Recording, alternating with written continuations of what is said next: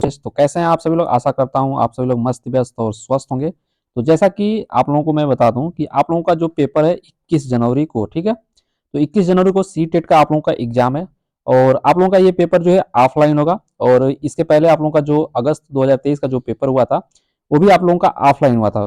तो ऑफलाइन में आप लोगों के किस टाइप से क्वेश्चन पूछे जाते हैं और जो आपका जो 20 अगस्त 2023 को आपको एग्जाम में जो ऑफलाइन पेपर हुआ था वो मैं आप लोगों को इस वीडियो में कराने वाला हूँ। इस पेपर को देखने के बाद आप अपना अनुमान लगा सकते हैं कि जो ऑफलाइन पेपर में 21 जनवरी को किस टाइप से आपके एग्जाम में क्वेश्चन पूछे जाएंगे। तो प्रीवियस ईयर क्वेश्चन जो है मैं आप लोगों को सेकंड पेपर जूनियर का जो है कराने वाला हूँ। तो वीडियो में आप लोग लास्ट तक बने रहें। अगर आप लोग 21 जनवरी 2024 को पेपर देने जा रहे हैं तो आप लोग इस वीडियो को देख के जाएं।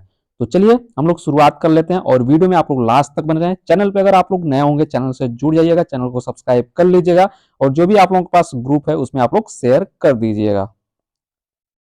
तो यहाँ पे आप लोग देख सकते हैं ये आपका 20 अगस्त 2023 का जो है पेपर है और यहाँ पे बुकलेट कोड देख सकते हैं ये आपका ई है और यहाँ पे पेपर देख सकते हैं ये आपका सेकेंड पेपर है, ठीक है, जूनियर का।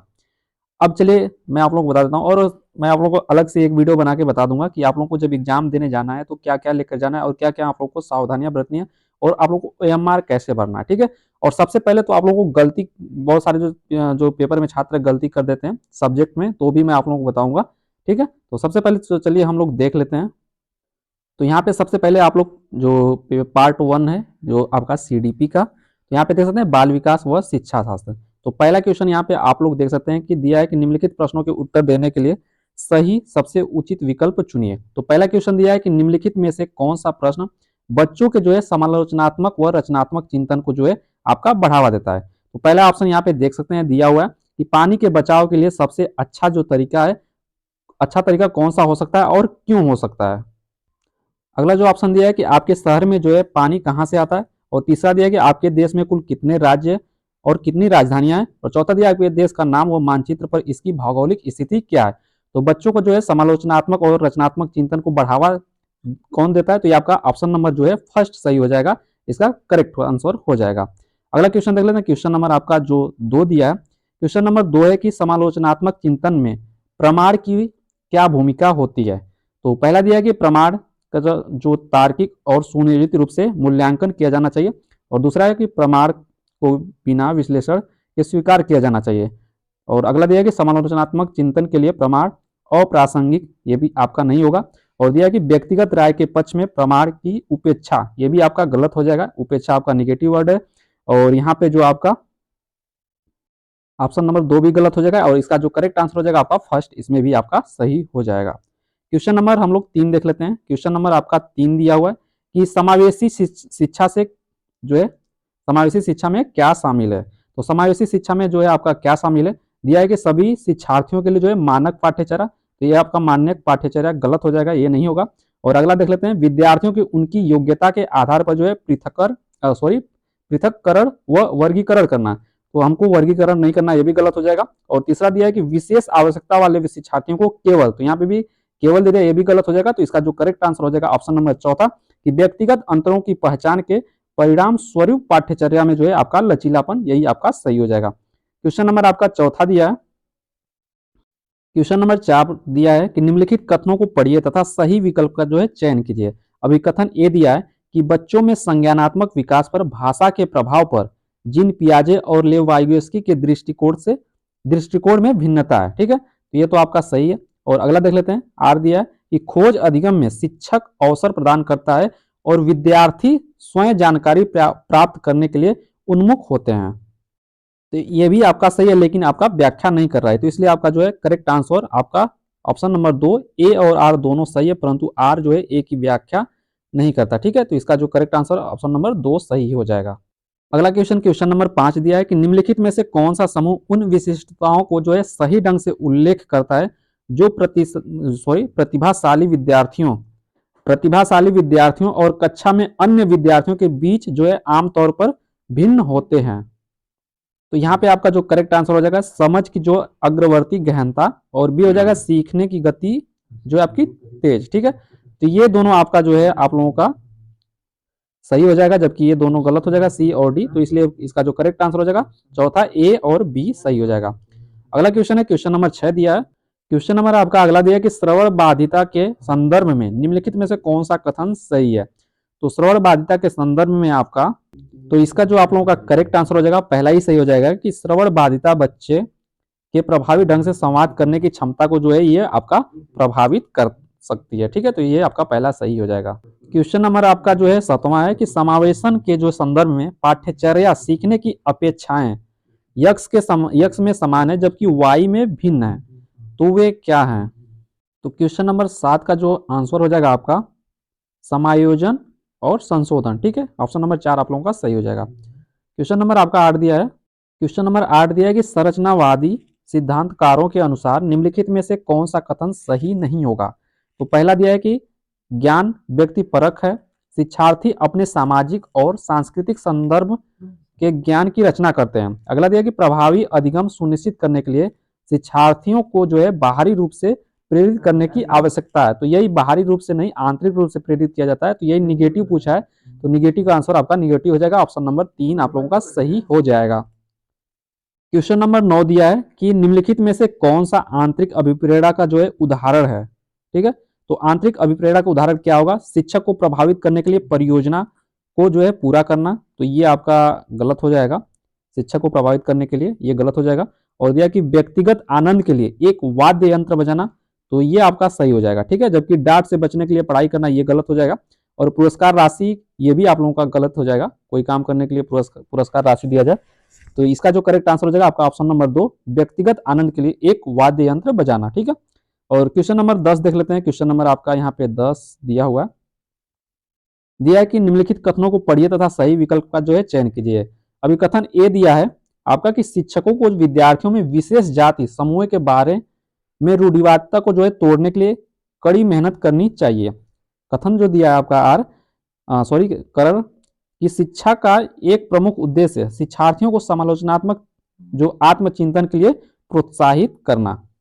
तो इसका जो है आप लोगों का दोनों करेक्ट हो जाएगा। ठीक है, और इसका जो आप लोगों का सही हो जाएगा चौथा नंबर कि ए आर दोनों सही है तथा आर ए की जो है सही व्याख्या है।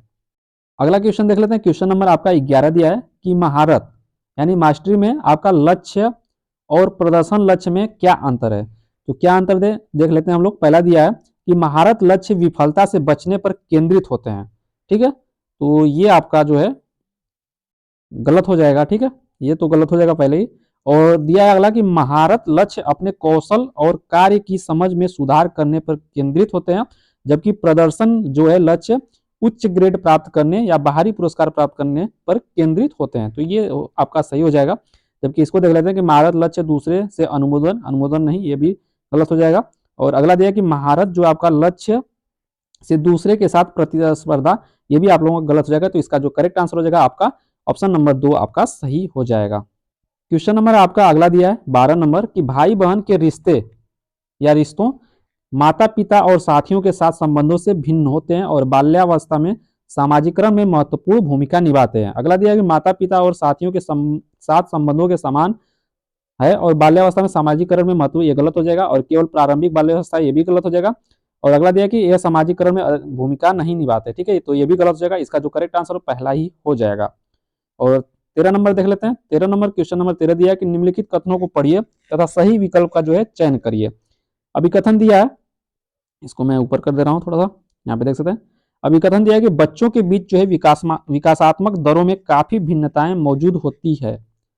तो और अगला दिया है कारण आर दिया है कि विकासात्मक अंतर अनुवांशिक और अनुभवात्मक विविधताओं की जो है जटिल अंतरक्रिया का एक अनिवार्य परिणाम है। तो इसका जो करेक्ट आंसर हो जाएगा आपका चौथा सही हो जाएगा। ए और आर दोनों सही है और आर ए की जो है सही व्याख्या है। अगला क्वेश्चन है 14 नंबर दिया है कि निम्नलिखित कथन में विकास के किस सिद्धांत को दर्शाया गया है। जो बच्चे अपने शुरुआती वर्षों में भाषा सीखने के लिए अनुकूल वातावरण से जो वंचित रहते हैं, उन्हें बाद के जीवन में भाषा चुनने में थोड़ी कठिनाई होती है। पहला दिया है कि भाषा विकास पूरी तरह अनुवांशिक पर निर्भर है। तो पूरी तरह अनुवांशिक पर निर्भर है, ये गलत बात है। और भाषा और अनुभूति जटिल रूप से परस्पर संबंधित है, ये भी आपका गलत है। विकास अव्यवस्थित और अप्रत्याशित होती है, ये भी गलत हो जाएगा।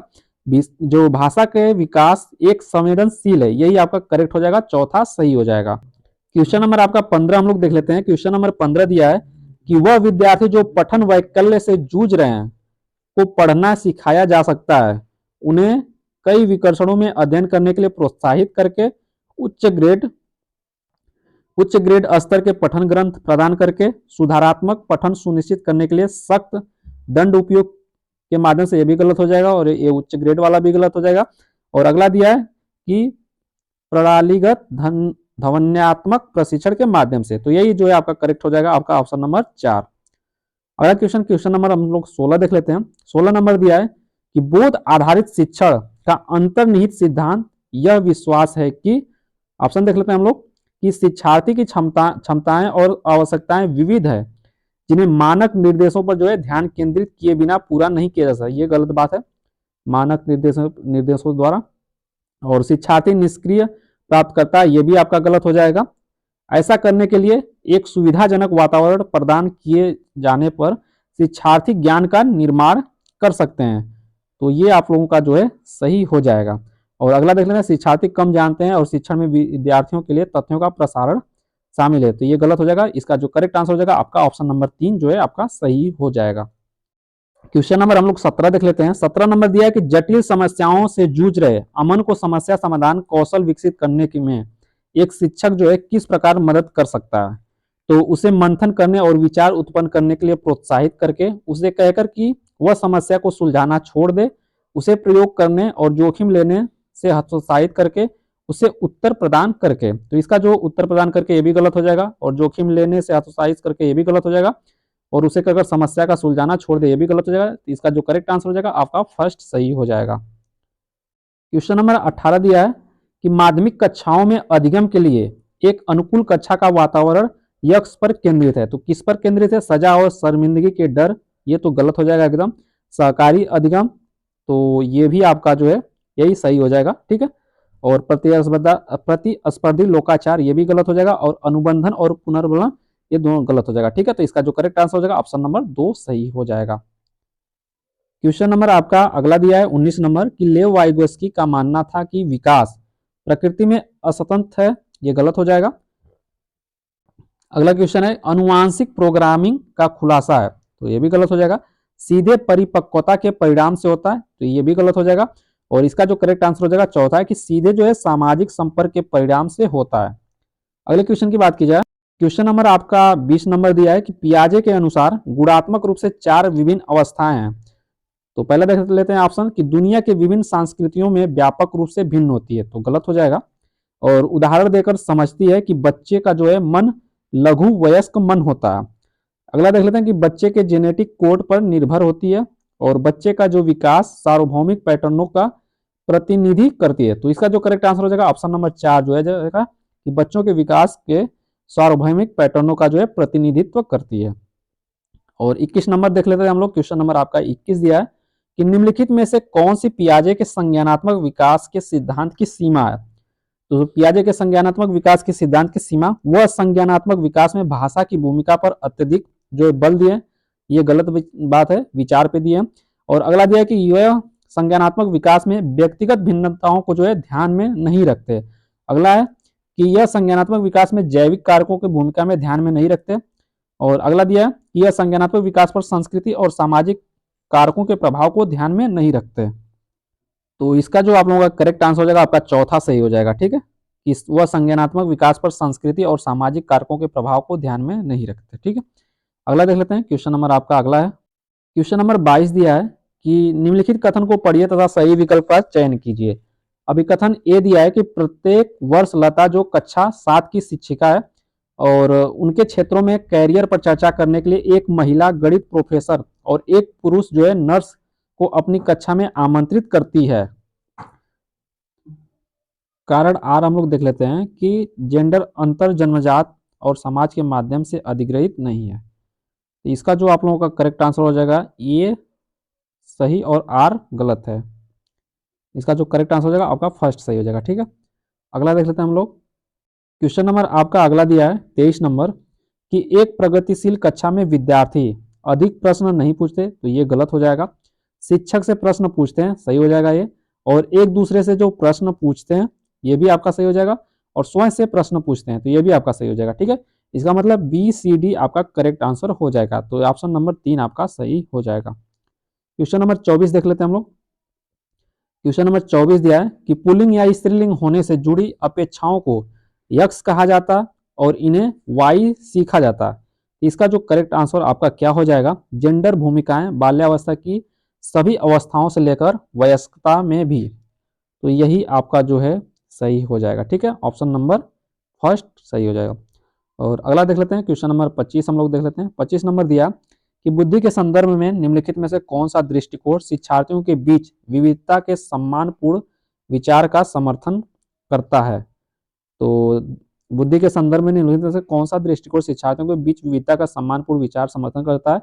बुद्धि वातावरणीय कारकों से प्रभावित नहीं होती, ये तो गलत हो जाएगा। बुद्धि अनुवांशिक कारकों से प्रभावित नहीं होती, ये भी गलत हो जाएगा। और बुद्धि के मापने के लिए बुद्धि लब्धि परीक्षण एकमात्र साधन है, ये भी गलत हो जाएगा। बुद्धि जो है बहुआयामी है और समय के साथ बदल सकती है, ऑप्शन नंबर चौथा आपका सही हो जाएगा। क्वेश्चन नंबर 26 दिया है कि निम्नलिखित में से किसने सामान्य बुद्धि की अवधारणा की आलोचना की और बुद्धि की एक वैकल्पिक सिद्धांत प्रस्तावित किया। तो ये किसने किया, आपका हार्वर्ड गार्डनर ने। आपका ऑप्शन नंबर जो है 2 सही हो जाएगा। क्वेश्चन नंबर 27 हम लोग देख लेते हैं। क्वेश्चन नंबर 27 दिया है कि लॉरेंस कोहलबर्ग के सिद्धांत का जो आलोचना कैरल गिलिगन द्वारा क्या किया गया था। ठीक है, नैतिक तर्क में लैंगिक भिन्नताओं की उपेक्षा करने के लिए की गई, और तो यही आपका जो है सही हो जाएगा। ठीक है, नैतिक तर्क में लैंगिक भिन्नताओं की उपेक्षा करने के लिए की गई। क्वेश्चन नंबर 28 देख लेते हैं हम लोग। 28 नंबर दिया है कि एक शिक्षिका अपने विद्यार्थियों को अधिक संज्ञानात्मक कौशल विकसित करने में मदद करना चाहती है। तो निम्नलिखित में से कौन सी रणनीति सबसे प्रभावी होगी। दिया है कि विद्यार्थियों को अभिप्रेरित करने के लिए लगातार ग्रेड, तो ग्रेड की बात ये गलत हो जाएगी। विद्यार्थियों को प्रोत्साहित करना, वे स्वयं अपने अधिगम पर चिंतन करें और अपनी प्रगति का मूल्यांकन करें। अगला देख लेते हैं ऑप्शन, विद्यार्थियों को याद करने के लिए पाठ सौंपना, तो ये गलत हो जाएगा। और अगला दिया है कि विद्यार्थियों को सभी सीखने के कार्यों के लिए विस्तृत और निर्देशात्मक निर्देश प्रदान करना, ये गलत हो जाएगा। इसका मतलब आपका ऑप्शन नंबर 2 ही सही हो जाएगा। विद्यार्थियों को प्रोत्साहित करना कि वे स्वयं अपने अधिगम पर चिंतन करें और अपनी प्रगति का जो है मूल्यांकन करें, ऑप्शन नंबर 2 28 का सही हो जाएगा। 29 क्वेश्चन देख लेते हैं। क्वेश्चन नंबर आपका 29 दिया हुआ है। क्वेश्चन नंबर 29 है कि निम्नलिखित कथनों को पढ़िए तथा सही विकल्प का जो है चयन कीजिए। अभी कथन ए दिया है कि शिक्षकों को जो है संकल्पना को मजबूत करने के लिए विद्यार्थियों को अपने स्वयं के संकल्पना के उदाहरणों और गैर उदाहरणों की जो है पहचान करने के लिए कहना चाहिए। ठीक है, ये बात तो ठीक है। और उदाहरणों के बारे में सोचने से संकल्पना को मजबूत किया जाता है, जबकि गैर उदाहरण विद्यार्थियों को भ्रमित करता है, तो ये गलत हो जाएगा। यानी ए सही होगा और आर गलत होगा। तो ए सही आर गलत, पहला जो है सही हो जाएगा। क्वेश्चन नंबर आपका अगला दिया है 30 नंबर की अधिगम के सामान्य सिद्धांत बताते हैं कि विद्यार्थी बेहतर रूप से सीखते हैं यदि शिक्षक पहले अवधारणा को उसके प्रतीकात्मक रूप में प्रस्तुत करे और फिर उसके भौतिक रूप से पर आए। अगला दिया कि पहले उस पर चर्चा करें जिसके बारे में विद्यार्थी को नहीं पता है, तो ये तो गलत हो जाएगा। और अगला दिया कि पहले अवधारणा को संपूर्ण रूप से परिचय दे और उसको उसकी बारीकियों पर आए। ठीक है, तो यही आपका सही हो जाएगा। आपका ऑप्शन नंबर जो है 3 आपका करेक्ट आंसर हो जाएगा। तो ये आपका 20 अगस्त 2023 का पेपर है, ऑफलाइन जो पेपर हुआ था। तो देख सकते हैं सीडीपी में किस टाइप से आपके एग्जाम में क्वेश्चन पूछे गए थे, और सेम टू सेम आपके इसी टाइप से आपका 21 जनवरी 2024 को जो है आप लोगों का एग्जाम में पूछना वाला है। ठीक है, तो आशा करता हूँ आप लोगों को ये वीडियो पसंद आया होगा। चैनल पे नए होंगे, चैनल को सब्सक्राइब कर लीजिएगा, और मिलेंगे हम लोग अगले वीडियो में। ओके दोस्तों, जय हिंद।